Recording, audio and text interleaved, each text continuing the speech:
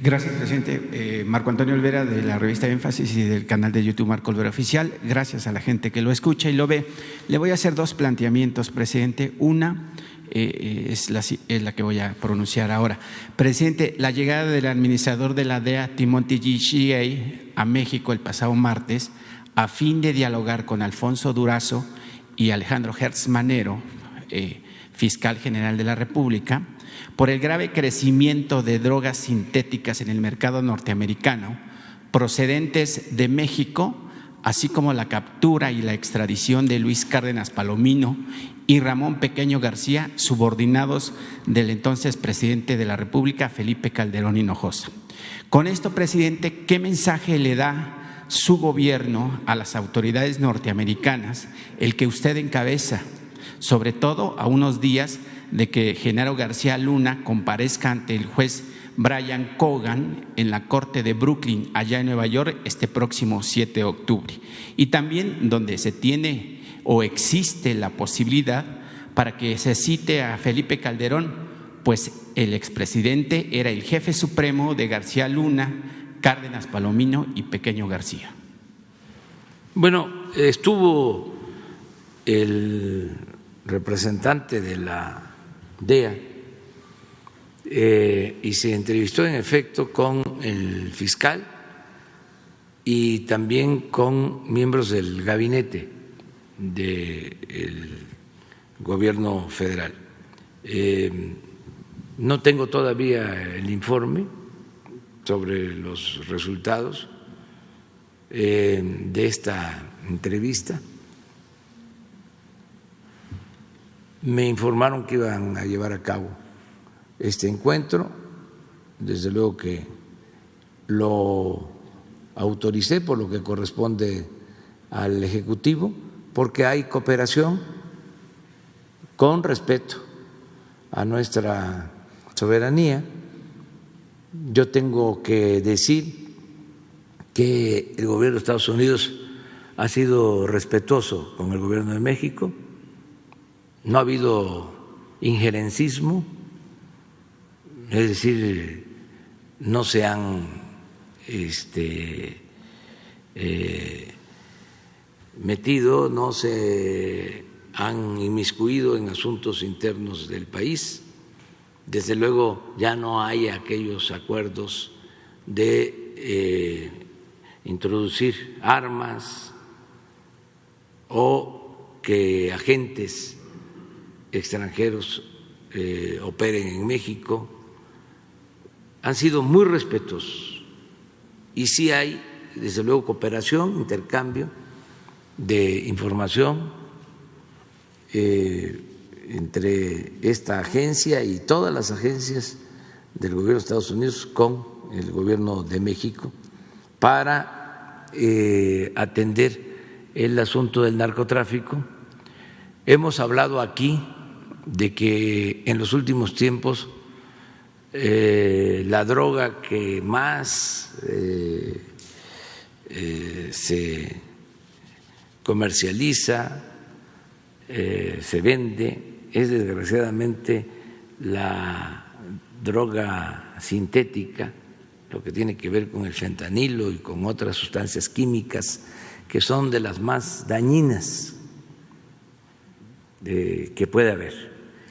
En los decomisos que se han presentado últimamente se ha avanzado mucho en detener a personas y confiscar este tipo de droga en puertos, sobre todo en Manzanillo y en Lázaro Cárdenas.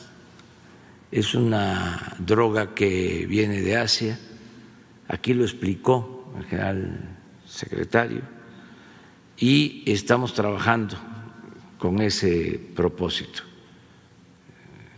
Ayer mismo hubo un decomiso de droga donde nunca se había presentado algo así,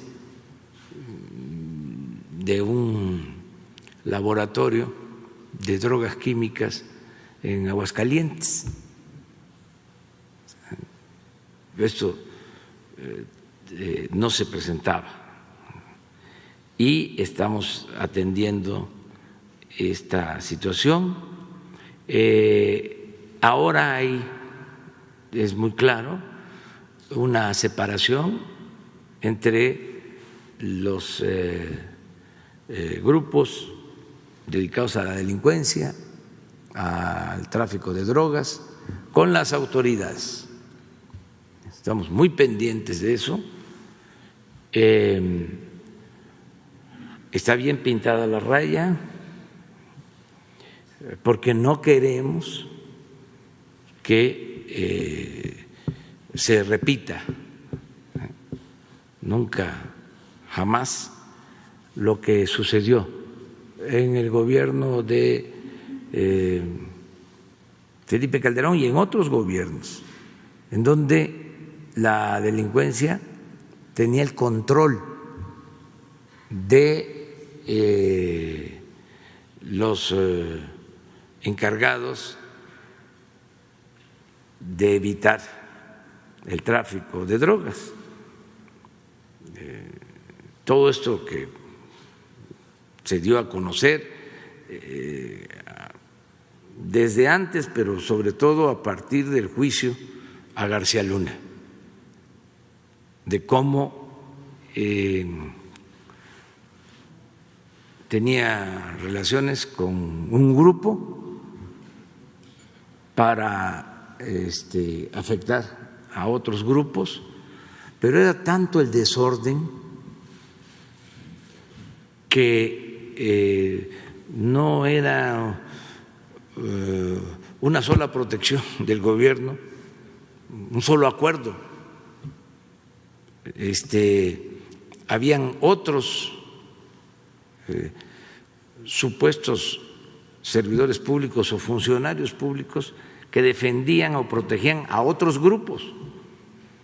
Por eso tanto enfrentamiento y tanta violencia. Y todo esto que nos dejaron de herencia, muchos grupos delictivos sembrados en distintas partes del país. Si sabía o no sabía Felipe Calderón lo que hacía su secretario de Protección o de Seguridad Pública, pues eso ya lo vamos a conocer una vez que declaren los que están involucrados en este asunto.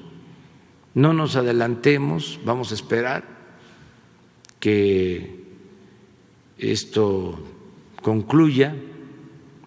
Se están, de acuerdo a la información que tenemos, presentando nuevas pruebas.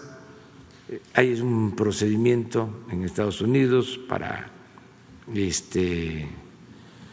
juzgar al señor García Luna, y hay otros involucrados en este caso.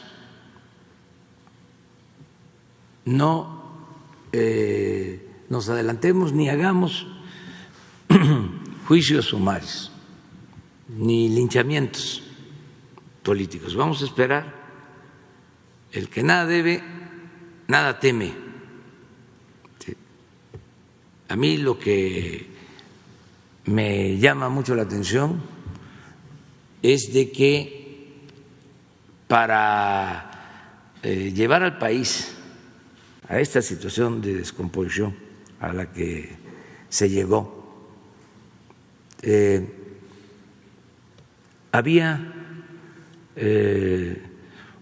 una mentalidad, volviendo a lo mismo, autoritaria, una concepción de querer resolver las cosas con el uso de la fuerza.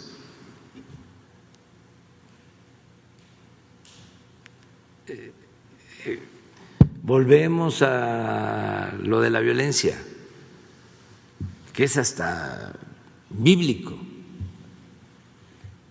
En el Antiguo Testamento era la ley del talión. el que a hierro mata, a hierro muere.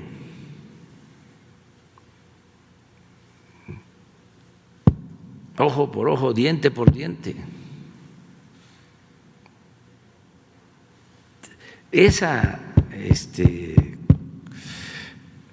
concepción, esa mentalidad que viene de lejos, prevalece. Yo estoy en contra de eso. Si hablamos en términos filosóficos, religiosos, teológicos, diría, estoy en ese aspecto por lo que se establece en el Nuevo Testamento. Porque si es ojo por ojo, diente por diente, pues nos vamos a quedar tuertos todos o chimuelos. No es así. No se puede enfrentar la violencia con la violencia. El mal hay que enfrentarlo haciendo el bien. Entonces, cuando hay desplantes de autoritarismo, no me va a temblar la mano.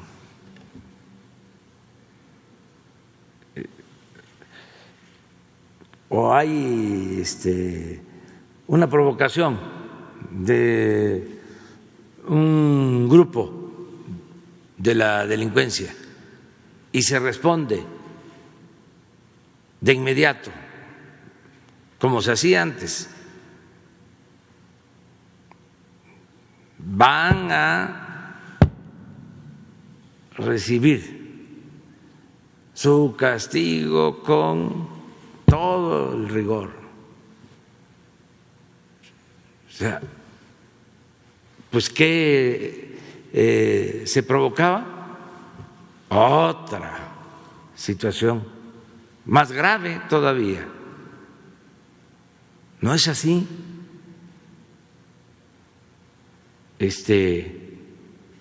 No es con el uso de la fuerza.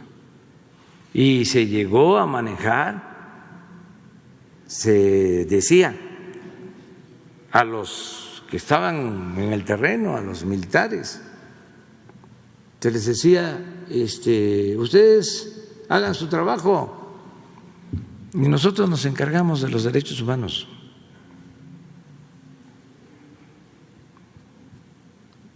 Entonces, eso ya se terminó. Eso no se permite. Y ahí están los datos sobre letalidad. Lo que demuestran los enfrentamientos que habían, de cómo eran más los muertos siempre en los enfrentamientos que los heridos y los detenidos, porque remataban. Eso no va a volver a ocurrir en México. Eso tiene que ver más con la mentalidad conservadora, autoritaria. Entonces, que cada quien se haga responsable de sus actos. Cuando yo llegué aquí, hasta recibía cartas donde me aconsejaban que la ley del talión y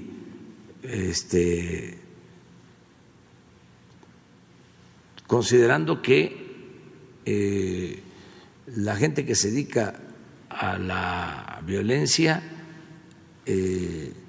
no tiene por qué tener ninguna consideración. No estoy de acuerdo con eso. O sea, yo creo en el ser humano y creo que el ser humano no es malo por naturaleza. Son las circunstancias las que llevan a algunos a tomar el camino de las conductas antisociales. Es así también la otra máxima del conservadurismo. Naciste pobre, vas a morir pobre. No. No. Sí hay justicia, no tiene por qué nacer alguien pobre y morir pobre. Debe de tener oportunidades de salir adelante. Eso se llama movilidad social, el que todos tengamos el derecho a ascender en escala social, con el trabajo, con el estudio, con la superación. Entonces, para el conservador es: tú no tienes futuro.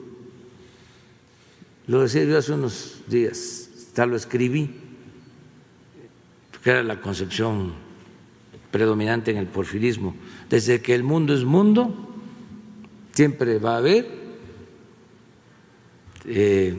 personas que cuenten con fortuna y otros que les vaya mal en la vida, así como destino manifiesto. No debe ser así. Pero en fin. La segunda pregunta.